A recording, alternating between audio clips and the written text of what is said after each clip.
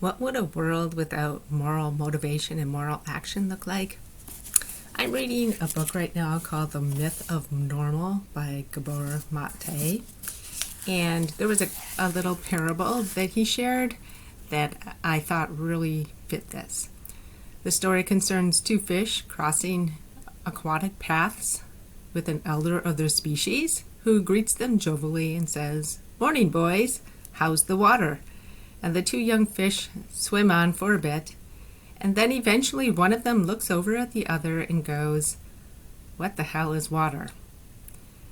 And the point that this parable is making is that the most obvious, important realities are often the hardest to talk about. And I think that if we didn't have moral motivation, I suspect that we would not be seeing and talking about things that affect us. For example, slavery was normal for a long time in the South, but it was unethical. And until someone started talking about it, more people did nothing about it. And without moral motivation, I feel like people would have no voice. As Chen and Trevino quote Morrison, voice is informal and discretionary communication by an employee of ideas, suggestions, and concerns to bring about improvement or change. And what moral motivation does is it just sets that standard and it motivates change for the better. In many ways, a world without moral motivation would stagnate and there would just be no reason for conversation about improvement.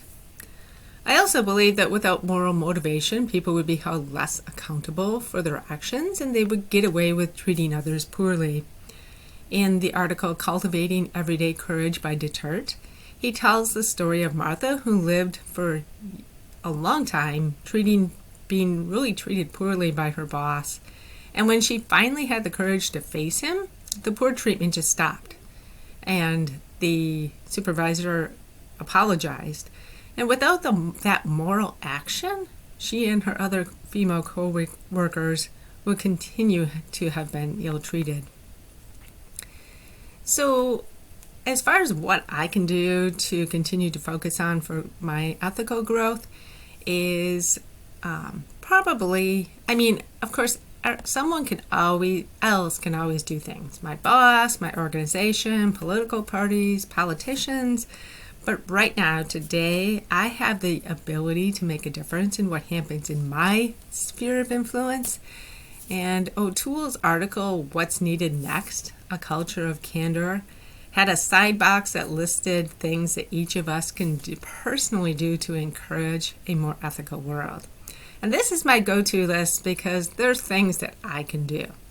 And here's the list. Tell the truth. Encourage people to speak truth to power. Reward contrarians. Practice having unpleasant conversations.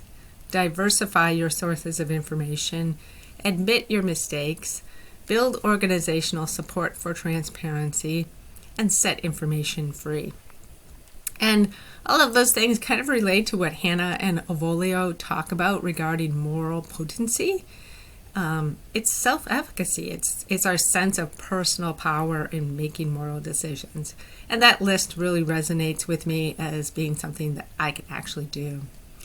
I would tell students starting this class to be open to the possibilities to learn and grow and change, and that openness can make you more ethical and make a more moral world possible. And as you go through class, just keep a list of action items you would actually like to take away and do, because once the class is over, things just fade away and you're left with impressions but not concrete actionable items. Thanks for a great semester. It's been lovely learning with you all.